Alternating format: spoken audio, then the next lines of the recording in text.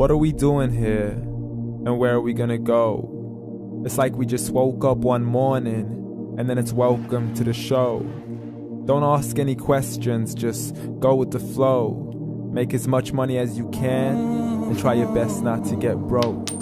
Copy everything you see on the TV, from the hairstyles to the clothes, and don't think too often, just do exactly as you're told. And if you ever get confused, then just turn towards the alcohol. You'll still hear your thoughts, then just turn up the radio as you learn to live a lifestyle of drugs, sex, and rock and roll. But in all honesty, I just need to know, is there more to the cycle than growing and getting old? Living and dying just to leave behind a happy home and a whole lot of property that somebody else is going to own.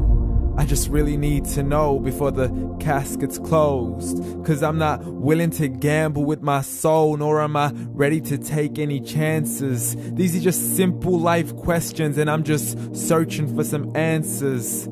Like, what are we doing here? And what is our purpose? How did we get here, and who made us so perfect? And what happens once we go, or is this world all really worth it?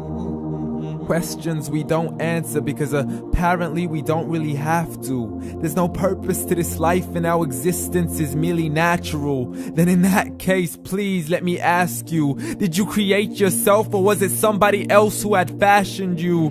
'Cause you're a being that's impeccable, faultless and unparalleled. You're a product of supreme intelligence, and I'm merely being rational. For there isn't a camera on this earth that can come close to the human eye, nor a computer that can compete alongside the human mind. And if the whole world was to come together, we wouldn't be able to create a single fly. So many signs, yet we still deny. As science tries to justify that all this could come from none, when it's a simple sum. 0 plus 0 plus 0 cannot possibly ever give you 1. So from where did all this order come? But everything has its origins, a maker, a creator of its own. I mean, the only reason you're watching this video is because somebody had to press upload. So we can believe in the Big Bang, but I'd rather believe in He who caused it to explode. Allah, the creator of everything along with every single soul. The ever-living, the master, the only one who is in control. Unlike his creation, beyond our imagination. And no, he's not a man, nor does he have any partners in association. He's on his own. And no, he did not ever leave us alone.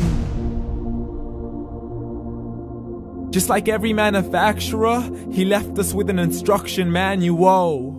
The Quran and Islam, and I'm sorry to jump to conclusions, but it's the only one possible.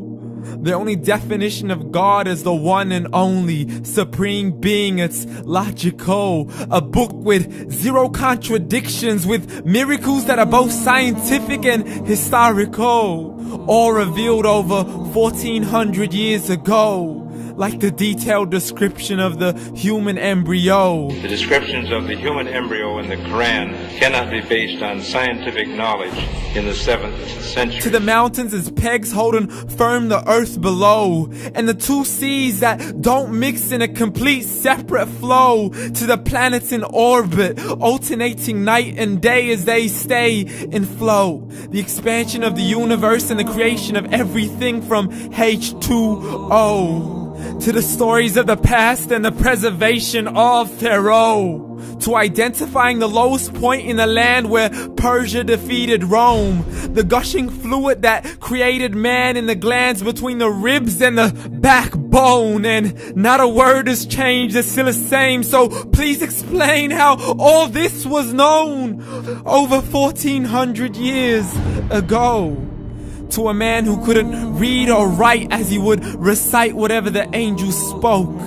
And if you still don't believe, please try to come up with something that's even close.